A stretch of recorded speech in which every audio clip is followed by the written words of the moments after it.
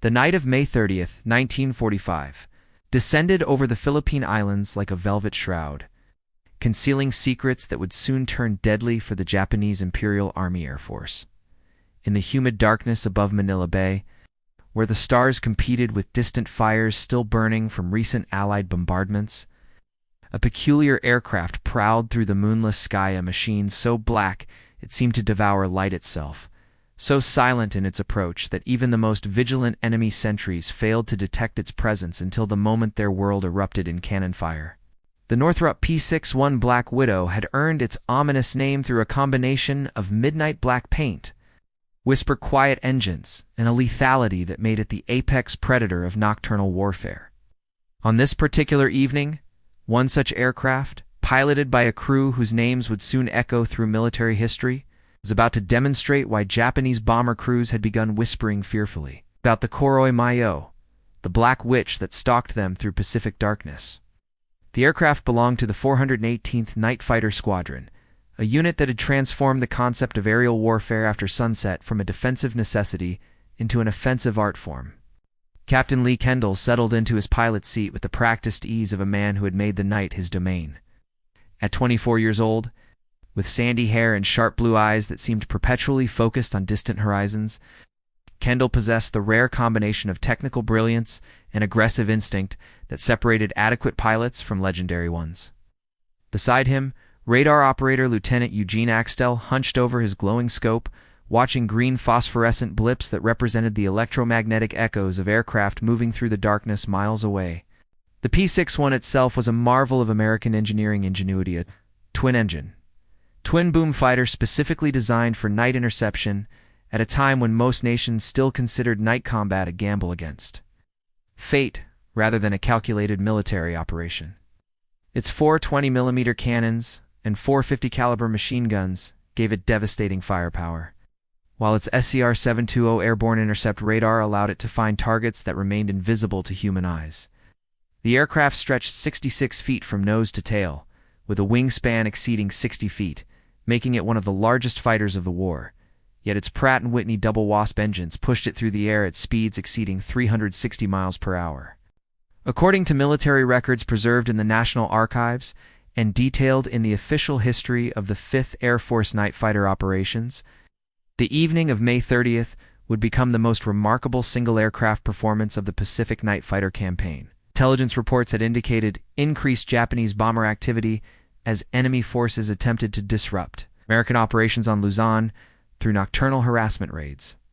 These bombers, typically Mitsubishi G4M Betty aircraft, had grown bolder in recent weeks, believing darkness provided sanctuary from American fighters. They were about to discover how catastrophically wrong that assumption had become. Kendall advanced his throttle smoothly, feeling the Black Widow's engines respond with a muted roar that barely penetrated the armored cockpit.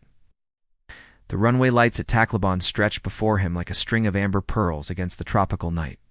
The wheels lifted from the runway at precisely 2100 hours, and Kendall banked the Black Widow westward toward Manila Bay, where intelligence suggested Japanese bombers would attempt their crossing. The aircraft climbed steadily through layers of humid tropical air, passing through 2,000 feet, then 4,000. Finally leveling at 12,000 feet where the air grew cooler and visibility extended to the horizon under starlight. Below, the Philippine archipelago appeared as irregular patches of deeper darkness against the charcoal sea, occasionally punctuated by the orange glow of fires or the brief flash of distant artillery. Lieutenant Axtell's voice crackled through the intercom, calm but edged with the anticipation every radar operator felt when his scope showed promising contacts. "Got something, Lee? Bearing 270. Range 15 miles, slightly below us, moving northeast at about 200 knots. The radar operator's fingers danced across his controls, refining the contact, determining altitude and vector with practiced precision. The green blip on his scope pulsed steadily, representing an aircraft completely unaware it had just been sentenced to death. Kendall didn't respond immediately, instead processing the tactical information with the speed of a chess master, visualizing moves ahead. Northeast vector meant the target was heading toward American positions, likely carrying bombs intended for Lingoth, where Allied shipping concentrated. 200 knots indicated a loaded bomber rather than a fighter. Altitude slightly below them gave Kendall the advantage of a diving attack with gravity, adding speed to his approach. Every factor aligned perfectly. "Roger that," Kendall finally replied, his voice betraying none of the adrenaline beginning to surge through his system. "Give me a vector to intercept. Let's see what we've caught tonight." He rolled the Black Widow smoothly onto a pursuit heading, the twin engines purring with barely restrained power. The aircraft responded to his touch like a living thing, banking through the darkness with surprising grace for its size. The intercept took 12 minutes of careful stalking, Baxdell providing constant updates as the range closed. 10 miles, 8 miles, 5 miles. At 3 miles, Kendall throttled back slightly, not wanting to overtake his prey before achieving visual contact. Night interception remained as much art as science, requiring patience, precision, and the ability to make split-second decisions when mechanical systems failed or circumstances changed unexpectedly. It's too fast an approach and you overshot your target. Too slow and the enemy might detect your presence and take evasive action. At 1 mile, Kendall spotted it a darker shape against the starfield, moving steadily northeast, completely oblivious to the predator closing from behind and below. The moonless night that Japanese planners had chosen for protection now betrayed them, silhouetting their bomber against the celestial backdrop. As Kendall closed to within 800 feet, distinctive twin-engine profile of a Mitsubishi G4M Betty bomber resolved from the darkness, its greenhouse nose and distinctive cigar-shaped fuselage, unmistakable even in minimal light. The Betty carried a crew of 7 men, each believing they would complete their mission, drop their bombs on American positions, and return to their base for debriefing and perhaps a celebratory drink. They had been briefed that American night fighters existed but remained rare and ineffective. Japanese intelligence had dramatically underestimated both the capability and aggressiveness of American nocturnal interceptors. Kendall positioned the Black Widow directly astern of the bomber, slightly below and offset to avoid the tail gunner's field of fire. His finger found the trigger, and at precisely 21:37 hours, according to the mission logs reviewed for this account, he pressed it firmly. The 420mm cannons erupted with a sound like continuous thunder, their muzzle flashes illuminating the night in stroboscopic bursts. Tracer rounds arced across the darkness in brilliant streams of fire, converging on the bomber's fuselage and right engine. The effect was catastrophic and immediate. 20mm high-explosive incendiary rounds tore through the Betty's thin aluminum skin with devastating efficiency, each shell carrying enough explosive force to shatter structural members and ignite fuel. The bomber's right engine exploded first, transforming from a functioning radial power plant into a sphere of orange flame in less than 2 seconds. Burning fuel sprayed backward across the wing, creating a comet tail of fire that illuminated the surrounding sky with hellish light. Kendall held the trigger for exactly 3 seconds.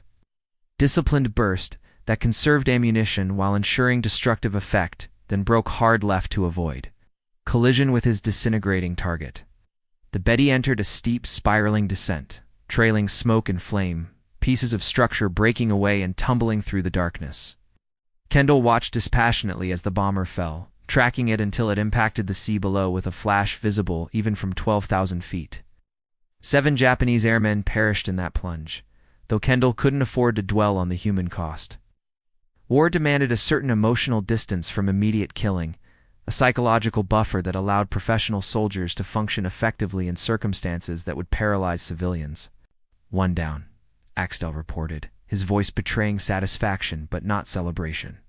Professional night fighter crews understood their role with clinical clarity. They were executioners operating in darkness, necessary instruments of aerial attrition. Getting another contact, Lee. Bearing 305, range 22 miles, same altitude band. Looks like they're running in a stream tonight.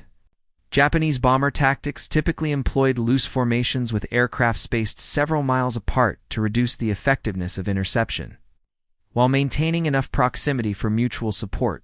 On paper, the doctrine made sense. In practice, it simply gave skilled night fighters multiple opportunities to engage isolated targets. The second contact represented another bomber crew that had no idea their comrades ahead had just died. No warning that a predator prowled the shipping lanes they were attempting to cross. Kendall came around to a pursuit heading, climbing slightly to gain altitude advantage. The P-61 accelerated smoothly, its powerful engines drinking high-octane aviation fuel at a prodigious rate, nearly 300 gallons per hour at combat power, but providing the speed necessary to close with the enemy. This was the Black Widow's element, the reason for its existence, finding and destroying enemy aircraft that believed darkness provided protection. The second interception proceeded with mechanical efficiency, born of practice and natural talent. Axtell guided Kendall through the pursuit phase with calm precision, calling adjustments in heading and altitude as the range decreased. At 18 miles, Kendall could see nothing visually, relying entirely on his radar operator's instructions. At 10 miles, the target remained invisible against the night sky. At 5 miles, still nothing but darkness and stars. Then, at 2 miles, another shadow materialized, this one a slightly different profile, suggesting a Mitsubishi P-61 Hiryu, known to Allied intelligence as the Peggy bomber. The P-61 was more modern than the Betty, with better performance and heavier defensive armament. But no amount of engineering could overcome the fundamental disadvantage of being illuminated against the stars. While your hunter approached from below, invisible and deadly, Kendall maneuvered into firing position with the practiced ease of a marksman aligning sights on a target. The range closed to 600 feet, optimal for his weapons, close enough for accuracy, far enough to avoid debris from the target's destruction. His finger tightened on the trigger again, and at 21:54 hours, and 17 minutes after destroying his first target, the Black Widow's cannons spoke their verdict once more.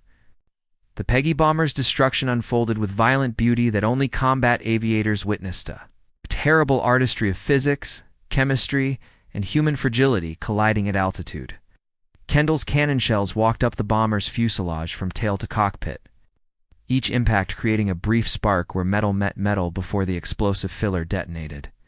The aircraft's fuel tanks, positioned in the wings near the fuselage, ruptured under the assault, spraying volatile aviation gasoline into the slipstream, where ignition was instantaneous and complete. Unlike the Betty, which had died with a single engine fire, the Peggy transformed into a flying inferno within seconds. Both engines engulfed, the wing center section blazing with white-hot intensity that hurt Kendall's eyes even from 600 feet away. The bomber rolled inverted, either from pilot input in a desperate attempt to extinguish the flames, or simply from aerodynamic forces overwhelming the control surfaces. It hung suspended for a moment, completely inverted against the stars, looking like a falling meteor before entering a terminal spin that ended 30 seconds later in the waters below. Kendall's finger released the trigger after another 3-second burst. Ammunition conservation remaining paramount, despite his aggressive hunting. The P-61 carried only 200 rounds per cannonade, 100 rounds total, which translated to exactly 100 seconds of firing time if he held the trigger continuously. Professional fighter pilots fired in disciplined bursts, maximizing the probability of destruction while conserving rounds for multiple engagements. Tonight, that discipline was proving its worth, as the ammunition counters still showed significant reserves remaining. 2 for 2, Axtell reported, then immediately added, contact, bearing 285. Range 19 miles, Angels 11.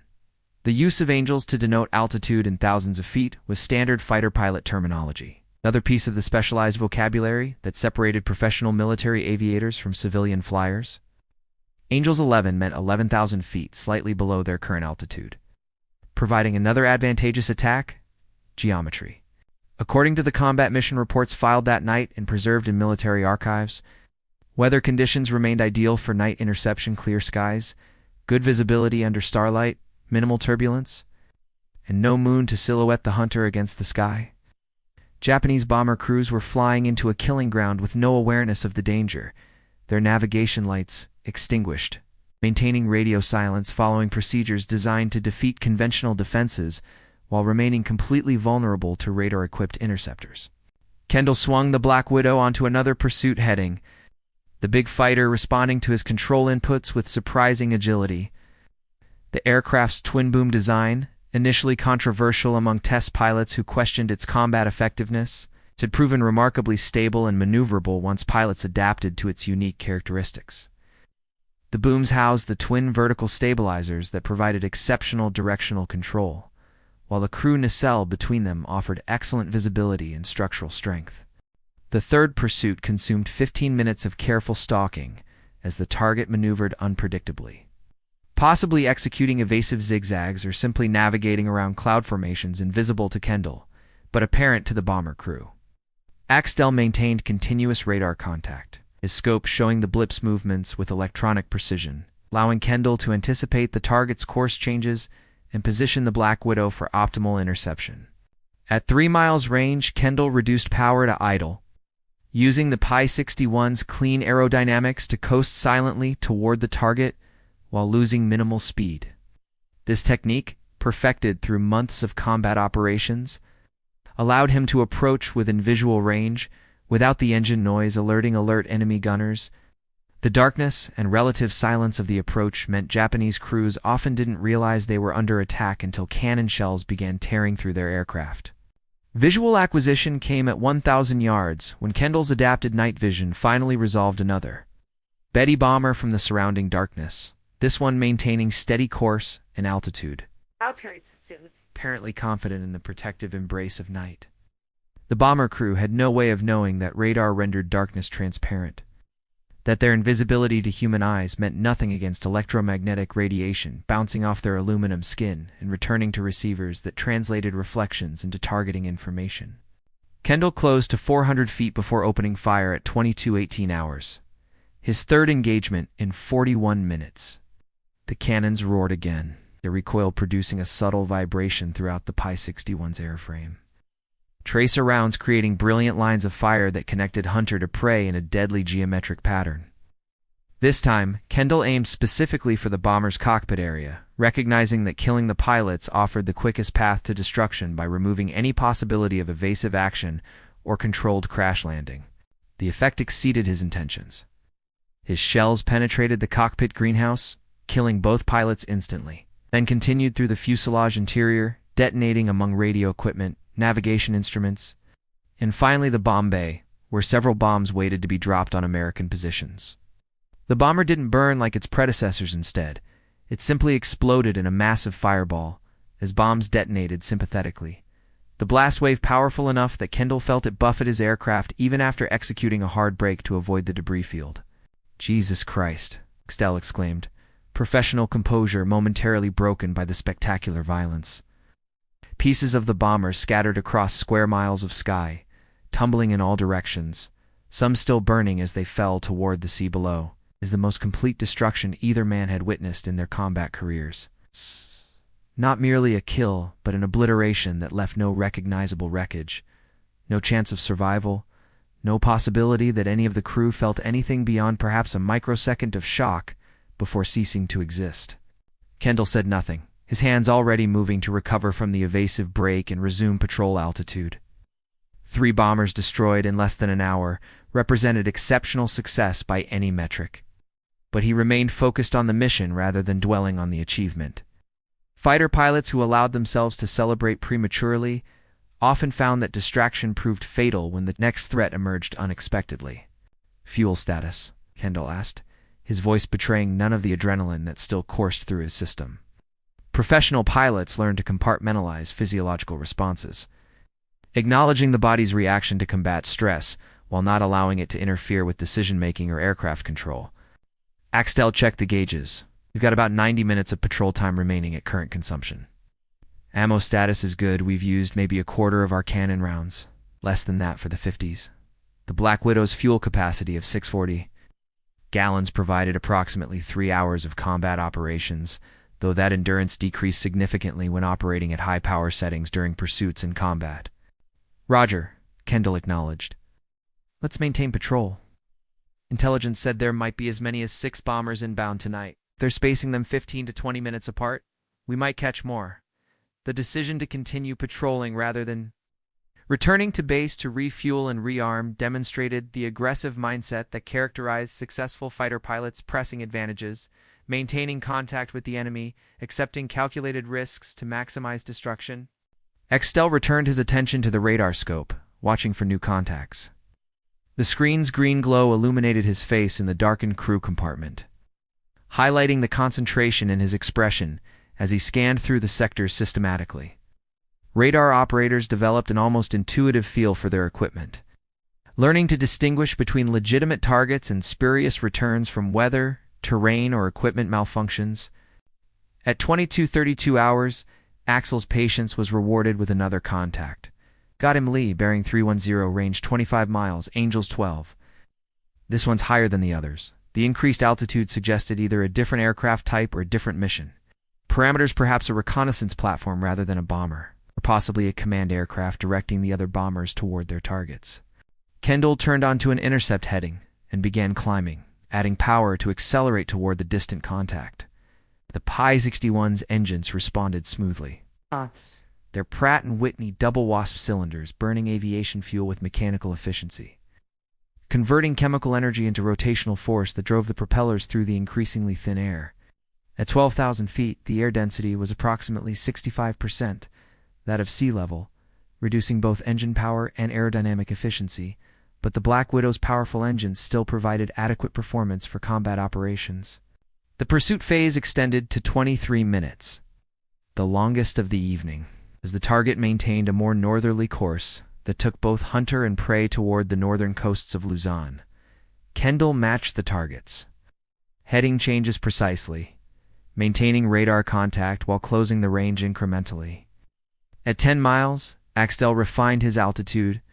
Estimate the target was at 13,000 feet, higher than any previous contact, requiring Kendall to climb an additional 1,000 feet while maintaining pursuit speed.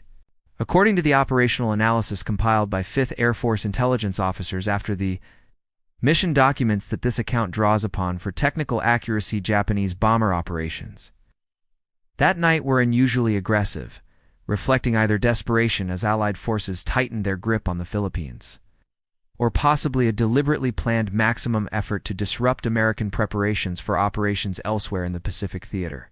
Whatever the strategic rationale, tactical execution remained fatally flawed by the absence of effective night fighter escort and the overconfidence that darkness provided adequate protection. Visual acquisition proved more difficult on the fourth target, the additional altitude reducing contrast against the star field. Kendall closed to 800 feet before finally resolving another Betty bomber, this one flying with slight oscillations suggesting either pilot fatigue or turbulence affecting the aircraft. The unsteady flight pattern complicated targeting, requiring Kendall to anticipate the bomber's movements and time his attack to coincide with a stable flight segment. He followed the Betty for 90 seconds, synchronizing his movements with the target's rhythm, waiting for the optimal firing opportunity. Fighter gunnery remained an art as much as science, requiring spatial reasoning, kinesthetic awareness, and timing that couldn't be fully taught, only refined through practice and natural ability.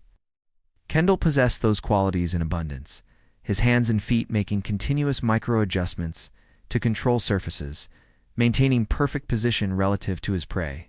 At 22:58 hours, the bomber steadied momentarily, and Kendall seized the opportunity.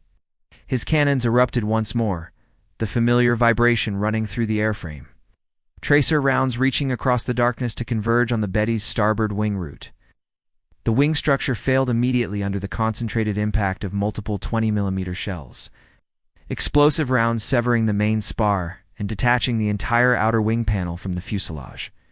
The Betty's destruction unfolded with nightmarish precision, the laws of aerodynamics asserting themselves with brutal finality once the structural integrity failed.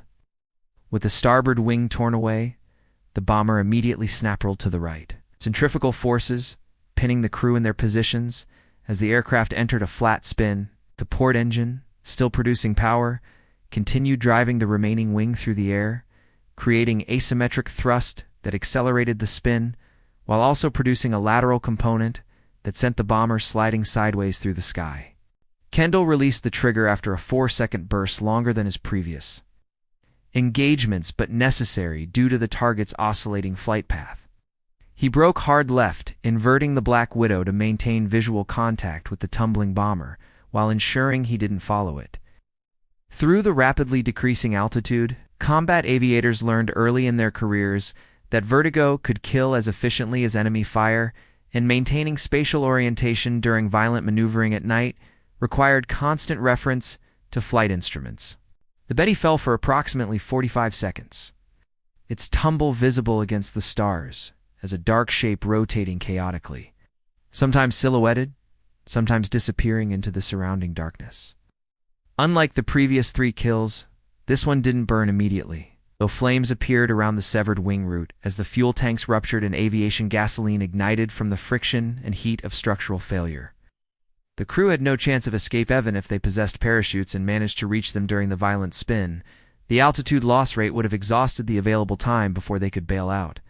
Impact occurred at 23:01 hours, marked by a brief orange flash on the dark ocean below, then nothing. For Japanese bombers destroyed in exactly 84 minutes, an achievement that would secure Captain Lee Kendall's place in the historical record of night fighter operations. But in the moment, Kendall felt only the professional satisfaction of a job competently executed. His emotional response muted by adrenaline, training, and the peculiar psychological distance that combat imposed between action and feeling. 444, Extel announced, his voice carrying genuine amazement, despite his professional composure. Lee, I've never heard of anyone getting 4 in a single night sortie. Hell, I don't think anyone's even gotten 3 before.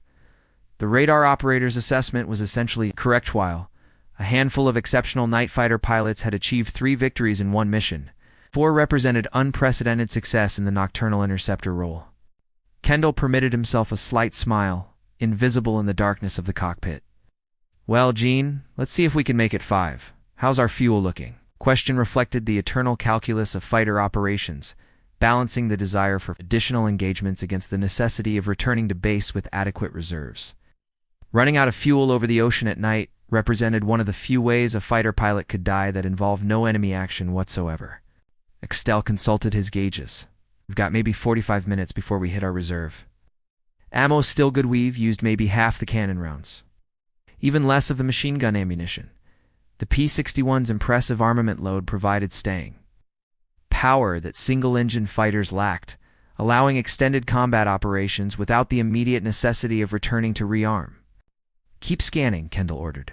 We'll give it another 30 minutes, then head home. The decision represented calculated risk. Extending the patrol meant potentially catching another bomber, but also meant operating with diminishing fuel margins that could prove catastrophic if they encountered navigation difficulties, mechanical problems, or unexpected combat damage during an engagement. The next 17 minutes passed in relative silence. Both men focused on their respective duties. Kendall maintaining patrol altitude and course while scanning visually for any threats. Extel methodically sweeping his radar through the surrounding airspace, searching for the electronic signature that would indicate another Japanese aircraft within interception range. The tropical night remained clear and stable, stars brilliant in their intensity, the distant horizon occasionally marked by the flash of lightning from storms beyond visual range. At 23:18 hours, Axtale's voice crackled through the intercom with renewed excitement. Contact. Bearing 275. Range 30 miles, Angels 10. This one's low and fast. Might be a different type. The variation in altitude and speed suggested tactical diversity in Japanese. Bomber operations, some aircraft flying high to avoid anti-aircraft fire, others low to evade radar detection, though the latter tactic proved ineffective against airborne intercept radar mounted in pursuing fighters. Kendall immediately turned toward the contact, descending while accelerating, trading altitude for speed and the classic fighter maneuver that maximized energy state during pursuit. The P-61 dropped through 12,000 feet, then 11,000. Kendall holding the descent until leveling at 10,500 feet, slightly above the target's altitude to maintain visibility advantage. The airspeed indicator climbed past 280 knots, then 300, the big fighter demonstrating the speed that made it effective despite its size.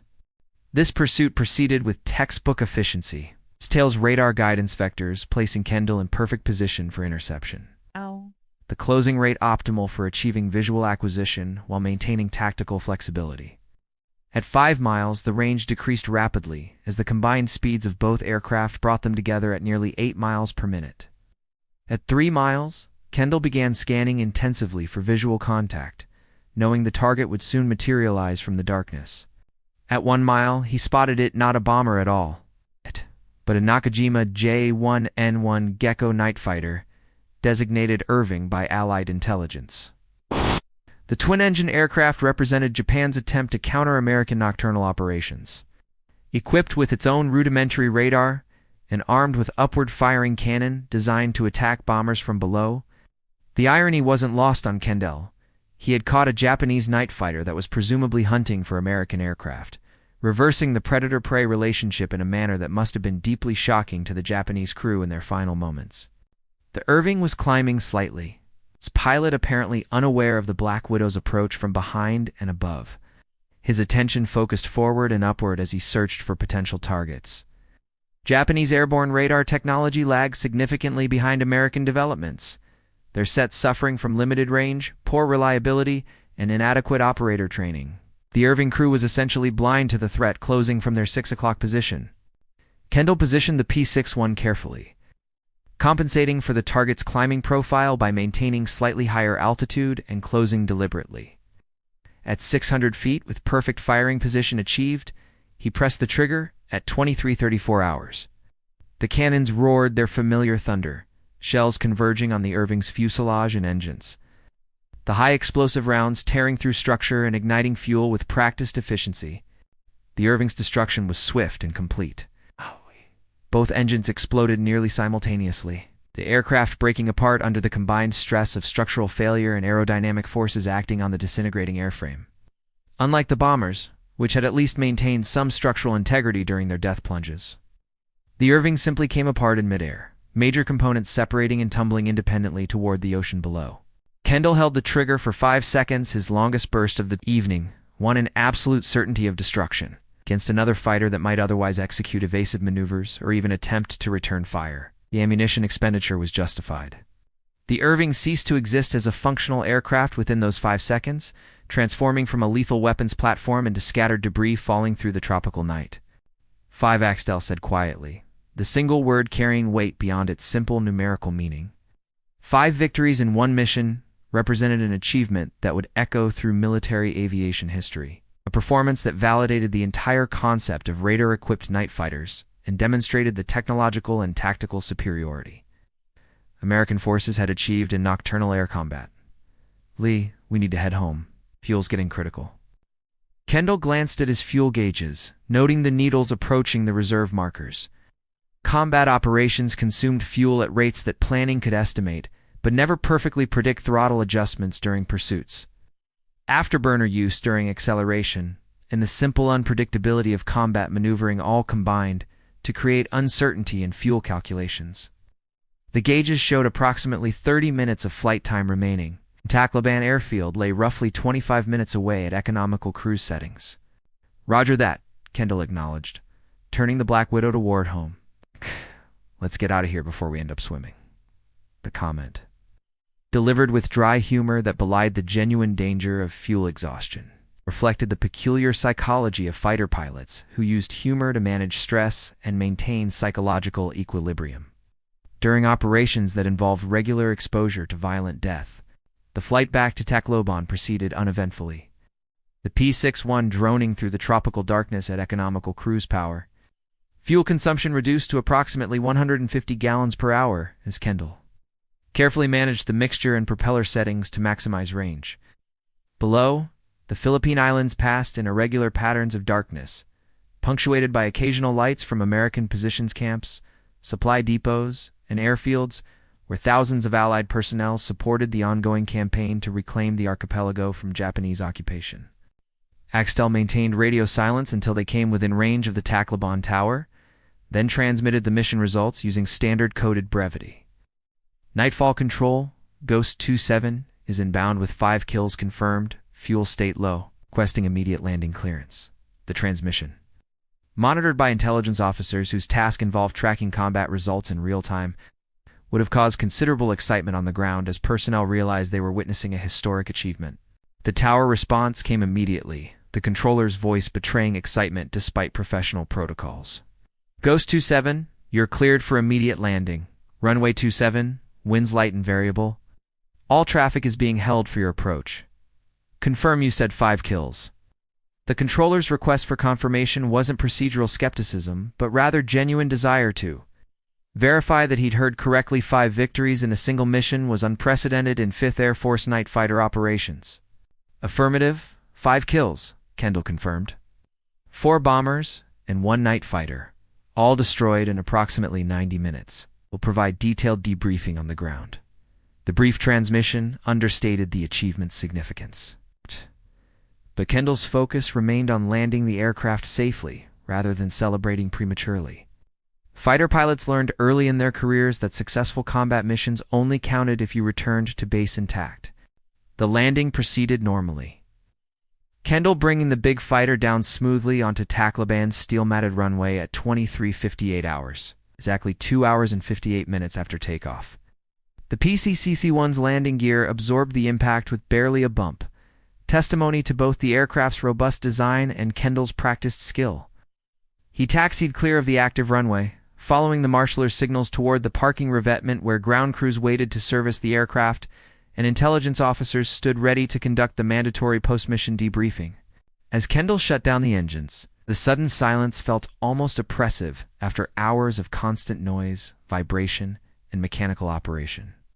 He sat motionless for several seconds, hands resting on his thighs, allowing the adrenaline to dissipate and his nervous system to transition from combat readiness to normal functioning. Axtell emerged first from the crew compartment, climbing down the side of the fuselage with the stiffness that came from sitting hunched over a radar scope for 3 hours without moving. Ground crews swarmed over the P-61 immediately, conducting post-flight inspections, checking for combat damage, preparing to refuel and rearm the aircraft for its next mission. The armament specialists would find approximately 400 rounds of 20mm ammunition expended half. The total load distributed across 5 separate engagements with clinical efficiency. Not a single round had been wasted through panic firing or undisciplined trigger control, every bullet accounted for in the destruction of enemy aircraft. Major Robert Thompson, the 418th Night Fighter Squadron's intelligence officer, approached as Kendall descended from the aircraft. Thompson was a career officer in his mid-30s, Yale-educated, with a methodical mind that excelled at extracting actionable intelligence from pilot debriefings. He carried a leather portfolio containing the forms and maps necessary for conducting the detailed post-mission interview that would document Kendall's achievement for official records. "Captain Kendall," Thompson said, extending his hand with a broad smile, "I'm hearing reports that might seem too extraordinary to be true. Did you really get 5 kills tonight?" The question, asked with genuine curiosity rather than skepticism, reflected Thompson's understanding that combat reports sometimes contained exaggeration or misidentification, though Kendall's reputation for accuracy made such concerns minimal. 5 confirmed destructions," Kendall replied, shaking Thompson's hand firmly. "For bombers 3 Bettys and 1 Peggy plus 1 Irving night fighter. All went into the ocean, no survivors possible. Gene can confirm the radar tracks and timing for all 5. The matter-of-fact delivery understated the achievement's historic significance. But Kendall's personality inclined toward understatement rather than self-promotion. The debriefing consumed 90 minutes, with Thompson methodically extracting every detail, exact times, locations, altitudes, approach angles, weapon effectiveness, target behavior, and dozens of other data points that would be compiled into the official mission report. Axtell corroborated every detail from his radar operator's perspective, providing technical data on intercept geometry, radar ranges, and electronic performance that complemented Kendall's pilot observations. The resulting document would become a primary source for historians studying Pacific War night fighter operations and a training reference for future night fighter crews. News of Kendall's achievement spread rapidly through 5th Air Force channels, reaching General Douglas MacArthur's headquarters in Manila by dawn of May 31st. The 5 victories in a single mission represented not just personal achievement, but validation of the substantial investment Allied forces had made in developing night fighter capabilities. The P-61 Black Widow, initially controversial and delayed in deployment due to technical problems, had proven its worth spectacularly. Subsequent intelligence analysis, drawing on captured Japanese records after the war's conclusion, confirmed that Kendall's 5 victims that night were part of a 7-aircraft raid planned to disrupt American operations around Lingon Gulf.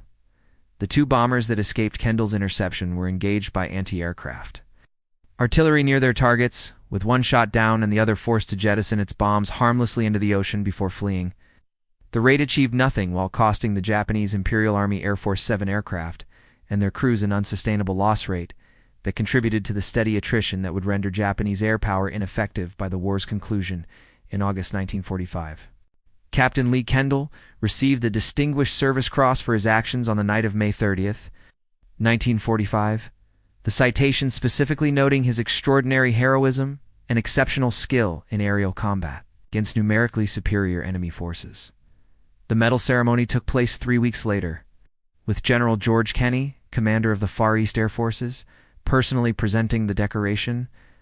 Kendall accepted the honor with characteristic modesty, insisting that radar operator Lieutenant Eugene Axtell deserved equal recognition for the achievement, a sentiment that resulted in Axtell receiving the Distinguished Flying Cross for his role in the mission. The tactical lessons from Kendall's mission were immediately incorporated into night fighter doctrine. Intelligence officers analyzed the engagement sequences, identifying optimal pursuit geometries, ammunition conservation techniques, and radar employment strategies that maximized interception probability. These findings were distributed to all night fighter squadrons in the Pacific Theater, improving overall effectiveness and contributing to the steady increase in Japanese bomber losses during nocturnal operations. The Japanese, facing mounting losses to radar-equipped interceptors they could neither see nor effectively counter, gradually abandoned large-scale night bombing operations in favor of smaller, more sporadic raids that accomplished little while still suffering losses. The P-61 Black Widow continued to prove its worth throughout the remaining months of the Pacific War. Night fighter squadrons equipped with the type accounting for hundreds of Japanese aircraft destroyed in nocturnal operations. The aircraft's combination of speed, firepower, radar capability, and crew coordination pilot, radar operator, and often a gunner working as an integrated team, represented a quantum leap in night fighting capability the Japanese forces never successfully countered. Where night combat had once been largely a matter of chance encounter and visual detection under moonlight, radar transformed it into a systematic hunting operation where darkness provided no protection against technological superiority. Kendall survived the war, returning to the United States in October 1945 after Japan's surrender. He continued flying for the newly formed United States Air Force, transitioning to jet fighters and eventually commanding a fighter wing during the Korean War. He retired as a brigadier general in 19... having accumulated over 6,000 hours of flight time across multiple aircraft types and combat zones. Throughout his distinguished career, he remained characteristically modest about his achievement on that May night over the Philippines, viewing it as simply the successful execution of training and doctrine rather than any exceptional personal heroism. Eugene Axtell also continued his military career, becoming an instructor at the Air Force's Radar Operator School where he trained the next generation of technicians in the art and science of airborne intercept operations. He retired as a lieutenant colonel in 1959. His contributions to radar operator doctrine and training recognized through numerous commendations and the respect of colleagues who understood how critical the radar operator role was to night fighter success. The partnership between Kendall and Axtell represented the ideal of crew coordination, two professionals with complementary skills working seamlessly toward shared objectives. The 418th Night Fighter Squadron, to which both men belonged, compiled an impressive combat record during its Pacific deployment. Between October 1944 and August 1945, squadron aircraft destroyed over 100 Japanese aircraft, the majority during nocturnal operations that leveraged radar and superior technology against an enemy still largely reliant on visual detection. The squadron's success rate stood as testament to the effectiveness of specialized training, appropriate equipment, and aggressive tactical employment principles that remain foundational to air combat doctrine into the 21st century. Historical assessment of night fighter operations during World War II consistently identifies radar-equipped interceptors as one of the war's decisive technological developments. The ability to find and destroy enemy aircraft in conditions where visual detection was impossible fundamentally altered the character of aerial warfare, eliminating darkness as a protective factor and extending combat operations across the full 24-hour cycle. The P-61 Black Widow, despite its relatively limited production numbers, fewer than 800 were built compared to thousands of conventional day fighters, exerted influence disproportionate to its numbers through the systematic destruction of enemy bomber forces that had previously operated with relative impunity after sunset.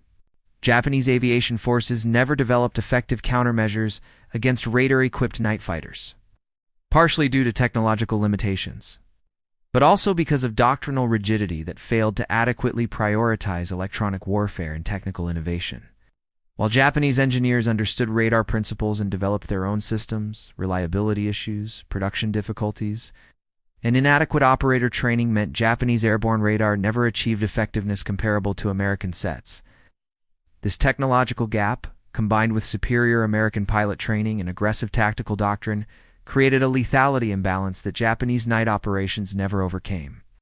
The story of Captain Lee Kendall's 5 victories on May 30th, 1945, serves as a microcosm of the broader Pacific Air War American technological superiority, professional excellence, and systematic operational doctrine combining to achieve results that would have seemed impossible just years earlier.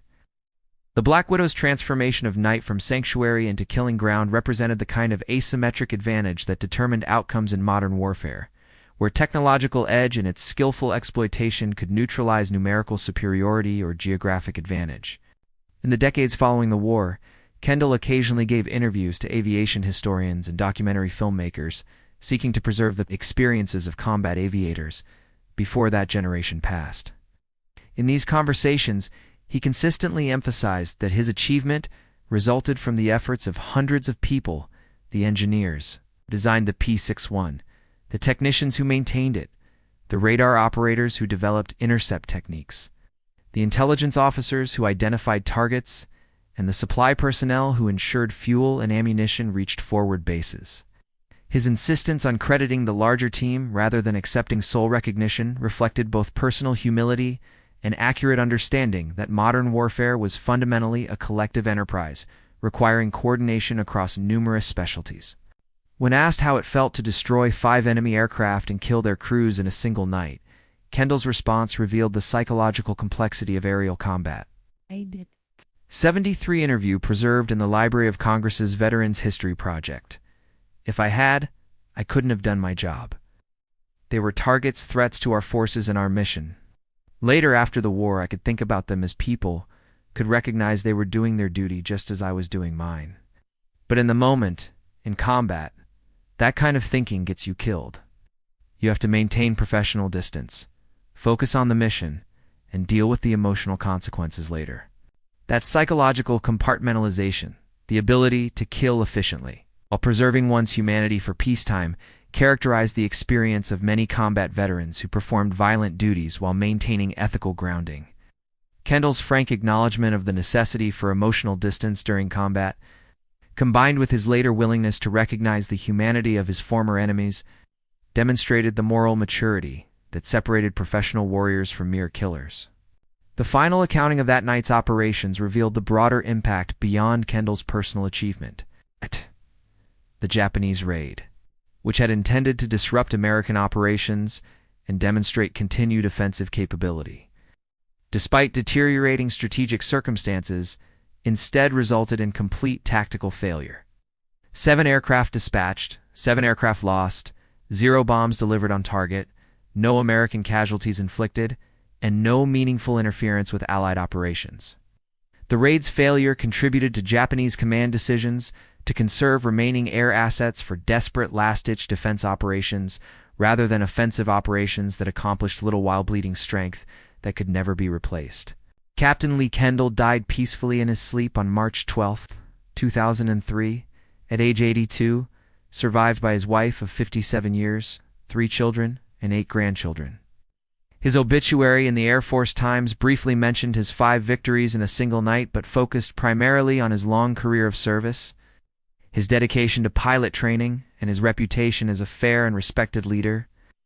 A memorial service at Arlington National Cemetery drew over 200 attendees, including surviving members of the 418th Night Fighter Squadron, former students he had mentored, and military aviation enthusiasts who recognized his place in aviation history. The P-61 Black Widow that Kendall flew that historic night in May 1945 aircraft, serial number 4-2-3-9-7-5-1- did not survive the war, was damaged beyond economical repair during a landing accident in July 1945 and subsequently scrapped. Of the 705 P-61s built, only for complete examples survive today. Preserved in museums as testament to an aircraft that proved itself in combat despite early skepticism about its design and capability. These surviving aircraft serve as physical connections to the men who flew them and the missions they accomplished during the desperate years of the Pacific War. The night of May 30th, 1945. When Japanese bomber crews discovered that one P-61 could systematically hunt and destroy them in conditions they had believed provided safety, marked a turning point in nocturnal aerial warfare. The mission demonstrated conclusively that darkness no longer offered protection, that technology had extended human perception beyond natural limitations, and that the side possessing superior systems and training would dominate regardless of environmental conditions. These lessons, learned in the tropical skies over the Philippines during the war's final months, shaped air combat doctrine for generations and remain relevant as warfare continues evolving through technological advancement and tactical innovation. The story endures not merely as an account of individual heroism, though. Kendall's skill and courage certainly merit recognition, but as an illustration of how technological superiority, properly exploited through doctrine, training, and aggressive employment, can achieve decisive results disproportionate to numerical forces engaged. 1 aircraft, 2 men, 5 victories in 80 minutes, a testament to American industrial capability, military professionalism, and the lethal effectiveness of systems designed for specific missions and employed by personnel trained to exploit their full potential.